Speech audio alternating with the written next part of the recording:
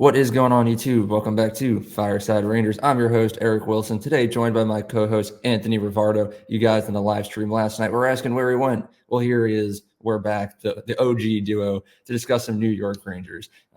Today, we're going to be discussing Alexis Lafreniere, the season that he's been having, because it is very good. He is having a breakout campaign, but many fans out there still do consider him a bust and will say that he'll never live up to that first overall expectations. But before we really dive into that, make sure you guys like, subscribe, ring that bell so you don't miss a notification. If you're watching us on Apple or Spotify, be sure to give us a 5-star review. Leave your thoughts on Alexis Lafreniere down in the comment section below, and be sure to follow us on all of our social media platforms at Fireside Rangers on Instagram and X. But before we really get into this discussion about Lafreniere and the season that he's having, Anthony, my friend, how are you doing today?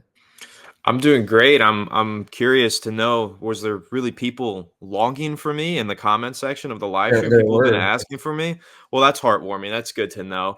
It's been a busy time for me lately. Haven't been able to be on as many Fireside Rangers episodes as I'd like to be, but I heard that we were talking Alexis Lafreniere. You guys know I had to be there for that. Love me some Lafren beer. That's my guy. I think that he's playing great this season. I'm excited to just dive into it, kind of talk about how he's been playing, what we like from him, what maybe he could be doing better, and whether or not he's a bust, because I know that's kind of the main topic of discussion here. And what we're hearing a lot from Rangers fans and just fans of the NHL in general, you got a lot of Rangers fans saying, no, he's living up to the hype. He's having a breakout season. He's a great player. But then you have people on the other side of the argument saying, well, he's a great player, but is he a first overall player? So I think it'll be interesting to kind of dive into that, Eric, and I'm definitely excited to hear your thoughts on it as well. Yeah, and it's undeniable that Lafreniere is having a career year. So far through 25 games played, he has 8 goals and 8 assists, so 16 points. And assuming he stays at the same level that he's been so far this season, that does put him on pace for 26 goals, 26 assists, and 52 points, which would be a career high. Last season, Lafreniere did hit his career high of 39 points. So jumping from 39 to 52, that's a pretty big jump right there. And we're definitely experiencing the breakout. It might not be as large as everyone expected. I mean, you look at a couple other first overall draft picks in recent years. Jack Hughes drafted in 2019, right before Capo Caco, which went second overall. In his fourth season, he didn't play a full 82 games. He only played 78, but he still managed to rack up 99 points. So he was pushing 100 right there in his fourth season. Rasmus Dahlin, the year before in 2018, went first overall. As a defenseman, he recorded 53 points in his fourth season, so kind of close to what Lafreniere is doing as a defender on a bad Buffalo team. And then even last season, in his fifth year, he had 73 points. So he's still on the breakout as well. Jack Hughes, obviously, in 2019, continuing to be better and better. And I hate to admit that as a Rangers fan, that someone on the Devils is playing that well, especially when Kakko also isn't playing well. I feel like this discussion could be interchangeable with Kakko at the same time.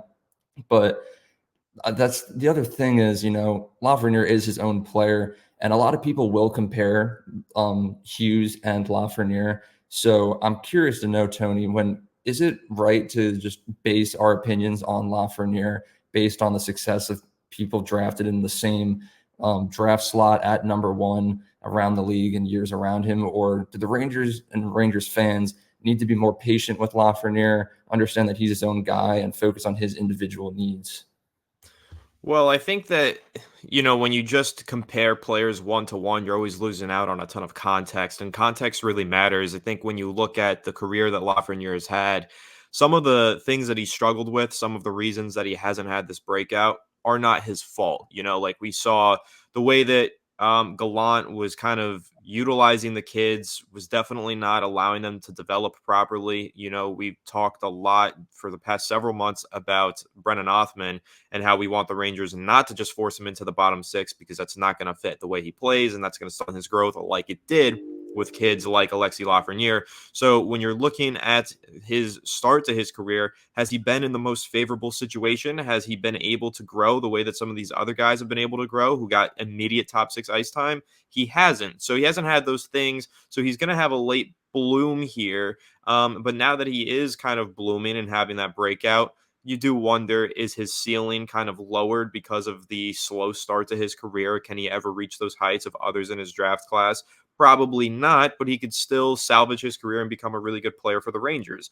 And I think that you're always going to see comparisons between different players in draft classes. That's normal. It's always going to happen. But really, comparison is the thief of joy. And if you just look at Lafreniere's career on his own, he's helped the Rangers. He's contributed to a lot of wins, postseason wins as well. He's done some great things with this team. He's still young. He still has the potential to have that breakout. I mean, you talk about this all the time, Eric. When Panarin entered the NHL, he was not a spring chicken anymore. Like, he was already kind of seasoned in the game of hockey when he entered the NHL. So there's sometimes just late breakouts and late bloomers. And I think Lafreniere is one of those players. He's starting to have that breakout now. Who's to say that this is where he kind of middles out? I think that he could maybe just be getting started and his potential could be even higher than this. So yeah, you're going to compare him to other guys in those draft classes. You're going to do the same thing with Capo Caco, and he's definitely not the best. Neither of them are the best in their class, and there's definitely higher performing players. But again, the context matters. All of these factors that held them back from really finding their success early on. It's not too late, though. And I think that with Lafreniere, we got to maintain patience with him and just watch him continue to grow now with this new coaching direction. I think this is what's really going to allow him to have that breakout. So I think you can almost look at his career right now as two acts, right? You have act one, which was with Gerard Gallant, and now he's in act two. And this you could almost look at as like a new rebirth for him and just wipe the slate clean and say, now you're starting in the NHL if you want to look at it in that way. And what we're seeing so far is major improvements under Laviolette. So I just think that context matters, and it's tough to make those comparisons. You're always going to make them, but really, if you look at each individual situation, the situation that Lafreniere has found himself has not always been the most favorable. And I think now that things are kind of more evenly structured for him to succeed, he will succeed and will turn into a really good player. I love that you made that comparison with the Act 1, Act 2, because when fans do make that like rivalry basically between Lafreniere versus Hughes, who's better, who's the bust. Clearly, Jack Hughes has had the better career so far, but once he was drafted first overall by the Devils, he was immediately slotted right into that top six. So in his fourth NHL season, when he was reaching 99 points, that wasn't his first season in the top six. You know, he had that first line mentality, playing with players for pretty much his entire career who were helping him to build his offensive game.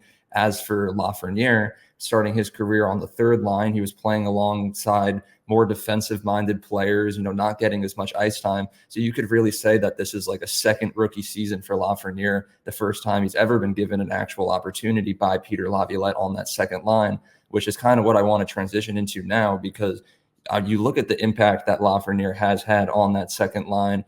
It's Panarin, was Hedl, is now Trocheck, but I think interchangeably they both have been solid centers, even though I might favor Trocheck a little bit more. And I know that you agree there, Anthony. But then Lafreniere on that right wing there on the second line, it's far and away Lafreniere has been the best right winger on this Rangers team so far this season. It's definitely the position that the Rangers lack in the most. And when it comes to trade deadline moving forward, that's probably where the Rangers are going to be looking to fill. We just made a video about that the other day, so be sure to check out who we think is a good fit to play there on the Rangers right wing on the first line and the third line. But you look at Lafreniere and the impact he's having on that second line.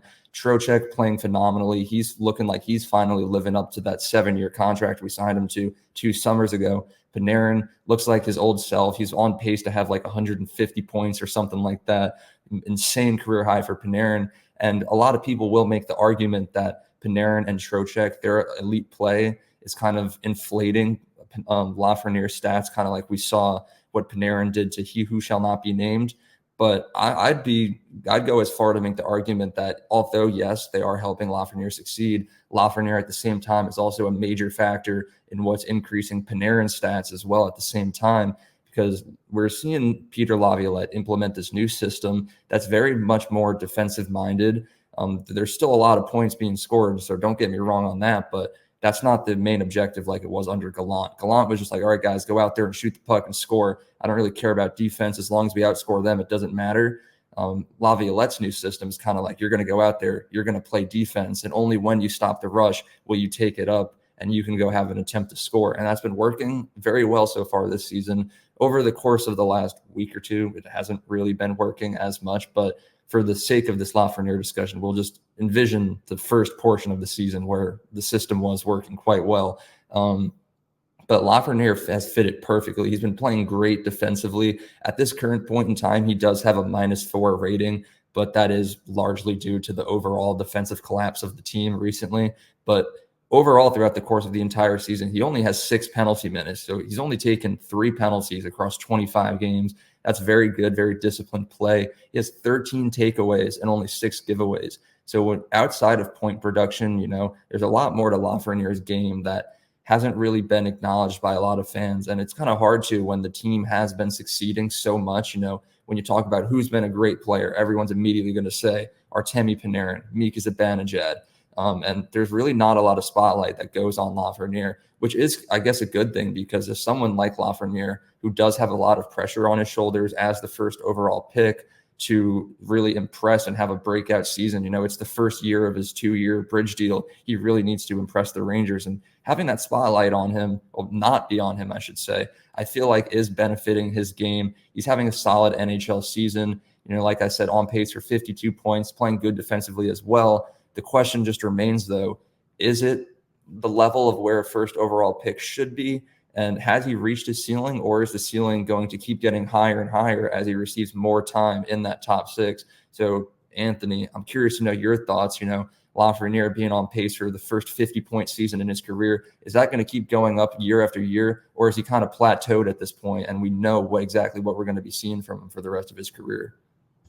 Well, that's kind of what I was mentioning with like Act 1 versus Act 2. It's like you can kind of look at this as he's starting over. So he's just getting his footing in this top 6. And this 50 something point season could be the start of Act 2. And then, season 2 in Act 2 could be 60 points and the 70 points. So, no, I don't think that he's reached that ceiling yet. I don't think he's going to plateau. I think that with Lafreniere, we've seen a massive step forward in many aspects of his game this year. And there's still room for improvement, right? I mean, if you look at his last 10 game stats, he has 0 points on the power play. Maybe at some point in his career, he adds that to his arsenal and he starts scoring points on the power play. And then that obviously increases his point total, makes him an even more dominant and deadly player. So there's still room for improvement for Lafreniere. And so that's why I think when you look at his stats this season, you say, okay, this is great. He's on pace to have new career highs.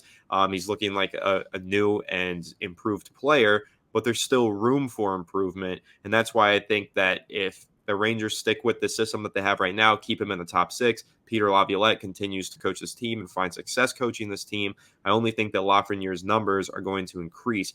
I don't see him having any type of regression in the second year of Laviolette's system. I think that Lafreniere is probably going to take an even bigger step forward next season with Laviolette coaching him, because, I mean, listen, the way that this team is playing in that top 6, I mean, we know that there's been some struggle performances as of late, but if you're looking at this season in totality, this top 6 has been really, really good. Of course, we have our question marks about first line right wing, but Zibanejad went through his slump, immediately broke out of it, has been playing well, but really that second line with Trocheck and Panarin. And I think that the argument that you made there with, are they inflating Lafreniere's stats? Well, if you look at the last 10 games, you've got 5 points from Lafreniere, 6 points from Trocheck, and of course 11 points from Panarin. But if you're looking at Trocheck and Lafreniere, and this isn't to slight Trocheck in any way, their numbers are very similar. You've got 2 goals, 6 assists, with 2 of those points coming on the power play for Trocheck.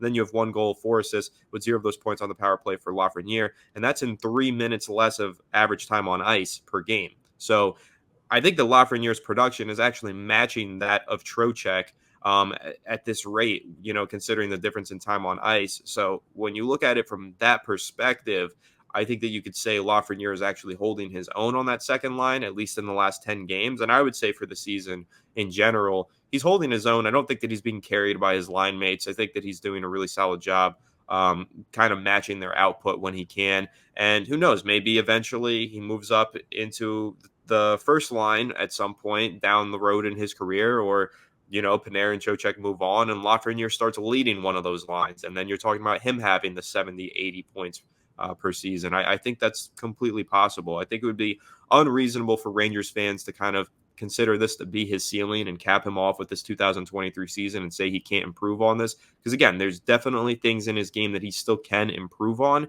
And so once he does, and if he continues to be, fostered in this Laviolette system, I think that we could see an even bigger season from Lafreniere down the road. But right now, it's definitely important to just kind of like take what he's done so far this season, be really excited by it, and say, I think that this is him finally flashing the potential that we know he had, and let's see him continue to grow until he fully realizes that potential.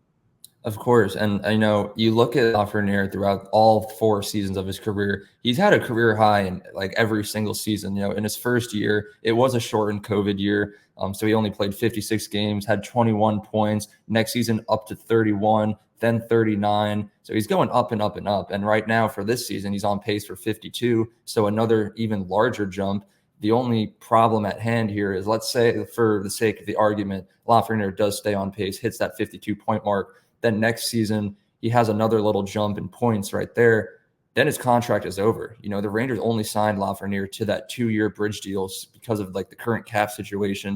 We didn't really have the funds to sign him long term like the Devils did. Once Jack Hughes' contract ended, they went full gamble, put him on like a 7-year contract, which immediately paid off when he broke out. The Rangers didn't have that opportunity to take that risk on Lafreniere, put down a really cheap, really long contract for him that'll pay off with the breakout. So with Lafreniere being on pace for another career year, expectations are that he's going to have another this season. The last thing I'm going to ask you, Tony, is just what is the decision that Chris Drury does at that point in time? Because yes, Lafreniere does have a higher ceiling than a lot of people give him credit for. Chances are he's going to keep increasing those point totals, but after next season, he might not be at that ceiling yet. So do the Rangers cash in on that possible potential and give him that long-term high-paying contract? Or at that point, do you look to trade him away for a player who's already fully established and is already reaching career highs and has plateaued at his peak? I think that you see where the Rangers are at midway through next season. If they're once again Stanley Cup contenders, I think it also really depends what happens with this season. If the Rangers go on to win the Cup, and Lafreniere is a big part of that, you have to just keep him around and keep him as one of your core players and build around him. That's like without question. I don't think that you blow up anything. I don't think you really get rid of anybody. I think you just try and maintain this core and fix a couple of the holes on the roster that we've mentioned, like first line right wing. But when you're looking at this team, if they find that great success with Lafreniere, you go into next year and you hope to run it back. But if they falter and maybe they're not playoff contention next season, I think that's when you start selling off some of your assets and building toward the future. I think then you're talking about even looking at some of those superstar players like a Trocheck, Panarin, Kreider, and Zibanejad. Like you're looking at some of those big name guys as well. If the Rangers are really struggling next season and you're just accumulating capital for the future, maybe young players, prospects, that would be the route that I would go. And then considering Lafreniere would be in the final year of his deal, if he's coming off of this good season, someone might be willing to take a chance on him, plug him into their top six for a Stanley Cup run. And I think you could capitalize on it there. But, kind of working under the assumption that the Rangers have a good 2023 season and a good 2024 season, I think that you pay Lafreniere and you give him a long-term deal. Am I talking 7 years like Trocheck? Absolutely not. But you can give him a long-term extension. You can give him his money, kind of just say, hey, listen, you've earned it. But let's see you do more. We want you to stay with the Rangers for longer so you can do more. But I would also try your best to keep the AAV down so that if you need to trade out of the deal, you can. But you do have to look at the context of this roster. You've got guys like Kreider, Zibanejad, Panarin, Trocheck. These are great players, but are they young players? Absolutely not. This is a very top-heavy team with a lot of veteran experience. And these guys, while they look untouchable and immaculate year in and year out to the Rangers, they're going to regress eventually. The play of Artemi Panarin is peaking right now, which is bizarre considering he's only getting older. But you have to remember he is only getting older, and eventually he's going to start declining in his performance. So you do need guys like Alexis Lafreniere who are continuing to improve and still have some youthful presence to them. You got to keep those guys around. You have to keep building around them. It would be a shame for the Rangers to jump ship on a player like a Lafreniere, even Capo Caco, who I've been pretty critical of, and now he's dealing with a long-term injury. Philip Hedl also dealing with a long-term injury. These are still guys that you want to build around because this team is not going to stay top heavy forever. These old guys are going to retire or regress significantly. And so these young players are worth building around. And right now, Lafreniere, of those three kids, is the kid that I'm the most confident in. So yeah, I think that he would be in line to get a nice extension at the end of next season. I think he's mostly earned it. Again, we'll see how he performs next year. But this is a player that I think the Rangers need to continue to build around, considering how many of their players are reaching that veteran status where their regression is upcoming. Lafreniere's regression isn't anywhere close, we would hope. And in fact, I think that he still has room to grow and improve. So definitely a player I think that is in line for a long-term extension based on the way he's played this year, and a player that the Rangers need to heavily build around. Yeah. It's funny that we live in a world where Alexis Lafreniere is the kid that we're most confident in, because I think heading into the season, everyone agreed that it was Capo Caco in line for the breakout campaign, but it was Lafreniere. You are right. We do kind of need to see where the Rangers are going to be at like mid-season next year. But Chris Drury does have a very large decision on his hand when it comes to the handling of Lafreniere. But that about wraps up today's episode. I think we're both in agreement that in the breakout or bust debate, we're both on the same side of breakout. He's peaking. Well, he's not peaking. He's reaching that peak. He's going to keep increasing every single season until he reaches that ceiling a few years down the line. And hopefully those point totals continue to increase every single year. But thank you to everyone for watching. Make sure you guys like, subscribe, ring that bell so you don't miss a notification. Make sure to leave your opinion down in the comment section below. Do you still have faith in the Lafreniere breakout continuing, or is he a bust and will never live up to that first overall potential? If you're watching us on Apple or Spotify, be sure to give us a 5-star review, and be sure to follow us on all of our social media platforms at Fireside Rangers on both Instagram and X. Once again, thank you all for watching. We'll be sure to continue with more Rangers content daily tomorrow. Have a good night, and let's go Rangers.